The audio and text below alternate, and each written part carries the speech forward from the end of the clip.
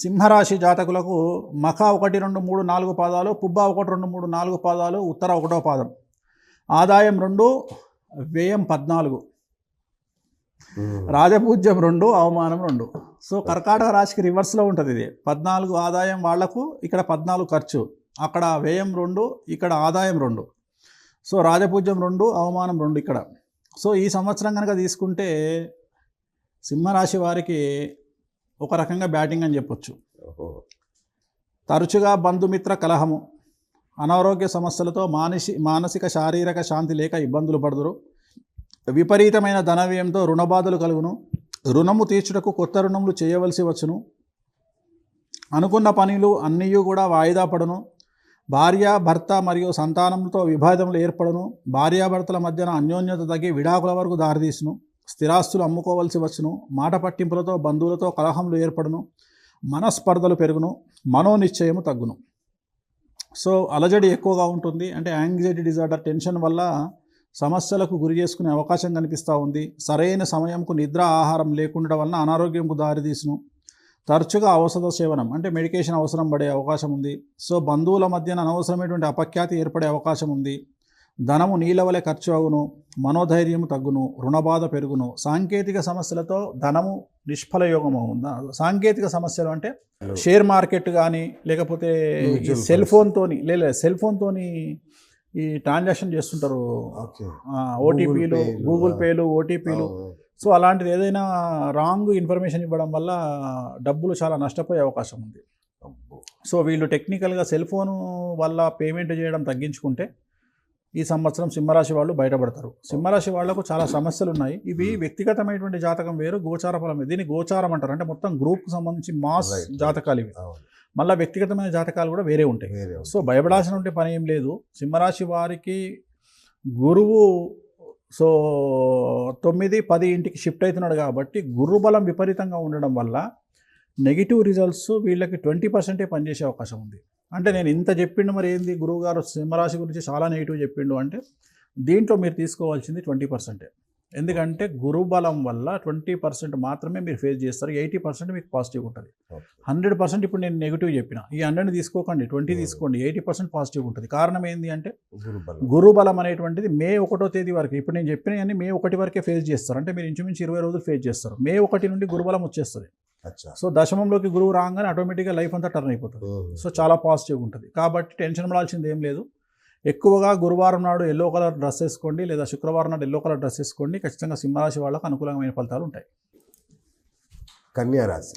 Next కన్యారాశి. ఉత్తర 2, 3, 4 పాదాలు, హస్త 1, 2, 3, 4 పాదాలు, చిత్త 1, 2, 3 పాదాలు, ఆదాయం 5, వ్యయం 5, రాజపూజ్యం 5, అవమానం 2.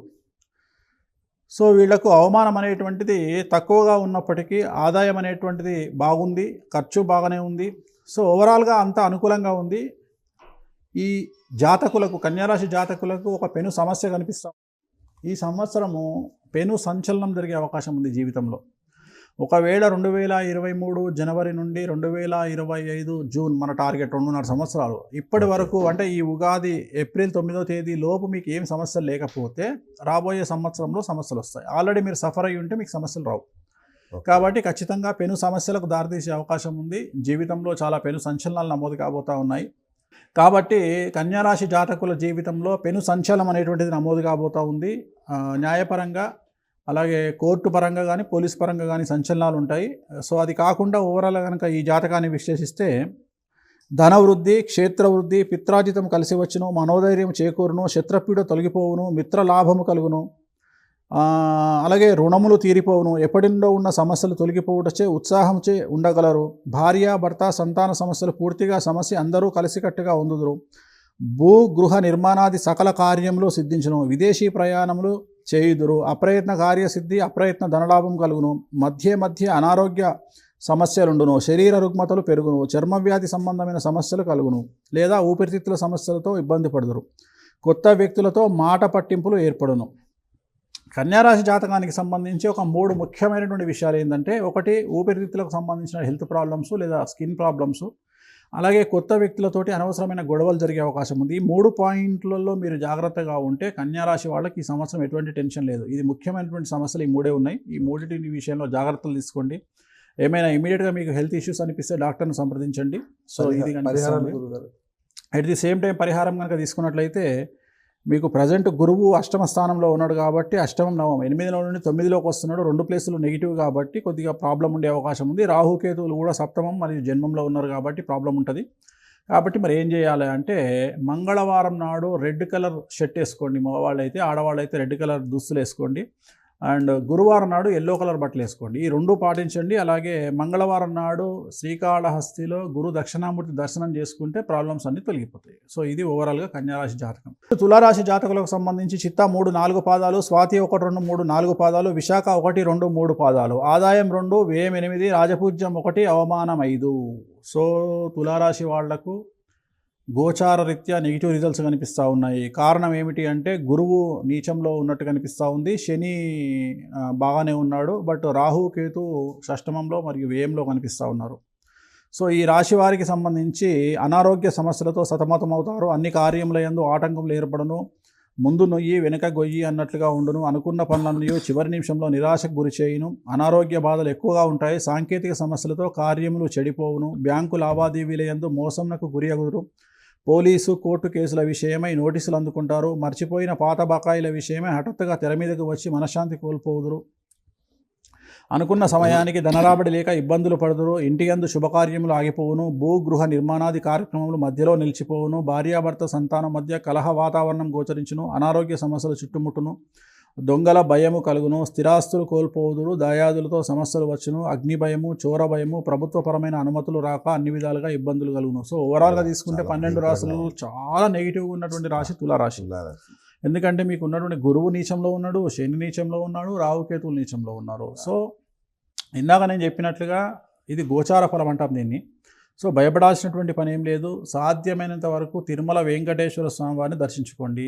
ఎన్నిసార్లు సంవత్సరం ఈ టార్గెట్ పెట్టుకోండి. 2024లో అట్లీస్ట్ ప్రతి క్వార్టర్ 3 నెలలకు ఒకసారి వెంకటేశ్వర స్వామి వారిని దర్శించుకోండి. అలాగే ప్రతి గురువారం నాడు ఎల్లో కలర్ బట్టలు వేసుకోండి. శనివారం మ్యాక్సిమం బ్లాక్ అవాయిడ్ చేయండి, నల్ల బట్టలకు దూరంగా ఉండండి. ఎల్లో కలర్ గురువారం నాడు వేసుకోండి. ఖచ్చితంగా పాజిటివ్ రిజల్ట్స్ వస్తాయి. భయపడాల్సినటువంటి పని లేదు. ధైర్యంగా ఉండండి, ముందుకు సాగండి.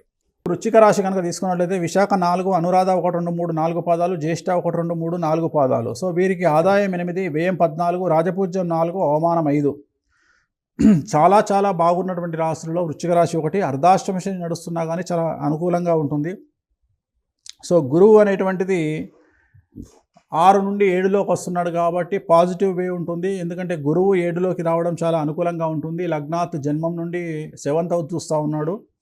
అలాగే రాహుకేతువులు పంచమంలో లాభంలో ఉన్నారు కాబట్టి చాలా వరకు అనుకూలంగా ఉంటుంది. సో వృశ్చిక రాశి వారికి సంబంధించి సర్వకార్య లాభము, మనోధైర్యంతో ముందుకు వెళ్ళుదురు, ధైర్యయుక్తమైనటువంటి పనులు చేపట్టుదురు, భోగలాలసత పెరుగును, అంటే లగ్జరీ లైఫ్ లీడ్ చేస్తారు, నూతన గృహ నిర్మాణాది కార్యక్రమాలు చేయగలరు, ఇంటి యందు శుభకార్యం నెరవేరును, భార్యాభర్త సంతానం మధ్య అవగాహన పెరిగి అభివృద్ధి బాటలో నడిచెదరు, ధనాదాయం పెరుగును, బంధువులతో సఖ్యత పెరుగును, మధ్య చిన్న చిన్న తగాదాలు, చిక్కులు చికాకులు కలుగును, శుభకార్యాచరణ నిమిత్తం అతిగా ధన వ్యయం చేసుదురు, హంగు ఆర్భాటములకు అధిక ప్రాధాన్యతనిచ్చెదరు, మర్యాద గౌరవం పెరుగును, సంఘంలో కీర్తి ప్రతిష్టలు వృద్ధి అగును, మనసు చికాకుగా ఉన్నప్పటికీ ధైర్యంతో గట్టెక్కుదురు. సో వీళ్ళకి కనిపిస్తుంది ఏంటంటే ఓవరాల్గా వృశ్చిక రాశి వాళ్ళకి యాంగ్జైటీ డిజార్డర్ కనిపిస్తూ ఉంది. సో విద్యార్థులకు బాగుంది, ఉద్యోగులకు బాగుంది, వ్యాపారులకు బాగుంది, పొలిటీషియన్స్కు బాగుంది, అన్ని రకాలుగా బాగుంది. అండ్ పొజిషన్ కనిపిస్తూ ఉంది పొలిటీషియన్స్కు. అండ్ సంఘంలో గౌరవం కనిపిస్తూ ఉంది, మంచి పొజిషన్ కనిపిస్తూ ఉంది, మిత్రలాభం కనిపిస్తూ ఉంది, జయజయధ్వానాలతో కూడినటువంటి కీర్తి మీకు సొంతమవుతుంది, మనోధైర్యం పెరుగుతుంది, ఇంటి యందు గౌరవ మర్యాదలు ఉంటాయి, సంఘంలో గౌరవం పెరుగుతుంది, అందరూ మిమ్మల్ని పూజ్యుడిగా గుర్తిస్తారు. అంటే చాలా పెద్ద విషయం. బాగా క్రెడిట్ పెరుగుతుంది, మార్కెట్లో వాల్యూ పెరుగుతుంది, భూగృహ నిర్మాణాలు కలిసి వస్తాయి, ఆర్థిక నియంత్రణతో ముందుకు సాగుతారు. సో చాలా బాగుంది. వృశ్చిక రాశి జాతకులకు అర్ధాష్టమ శని నడుస్తున్నా చాలా చాలా చాలా చాలా చాలా చాలా బాగుంది. సో యాంగ్జైటీ డిజార్డర్ అనేది కామన్ గా కనిపిస్తుంది, ఎక్కువ రాశుల్లో కనిపిస్తూ ఉంది. గురువు ఎఫెక్ట్ ఎక్కడైతే గురువు ఎఫెక్ట్ అవుతాడో, శని ఎఫెక్ట్ అవుతాడో అక్కడ యాంగ్జైటీ, స్ట్రెస్ మెయింటైన్. ఎందుకంటే కలియుగంలో స్ట్రెస్ అనేది ముఖ్యమైనటువంటి పాత్ర వహిస్తుంది. సో దీన్ని అధిగమించాలి అంటే ఒకటే రెమెడీ ఏంటంటే గురువారం నాడు ఎల్లో కలర్ బట్టలు వేసుకోవాలి. సాధ్యమైనంత వరకు ఎవరిని పట్టించుకోవద్దు. మనం సమాజంలో మనం కార్ డ్రైవ్ చేస్తే, 2-వీలర్ డ్రైవ్ చేస్తే అందరినీ గమనిస్తూ పోవాలి. కార్ డ్రైవ్ చేస్తే మన కార్ మనం వెళ్ళిపోతే చాలు, ఎవరు పట్టించుకోవాల్సిన పని లేదు. అట్లా కార్ డ్రైవ్ చేసినట్టు ఉండాలి మన లైఫ్.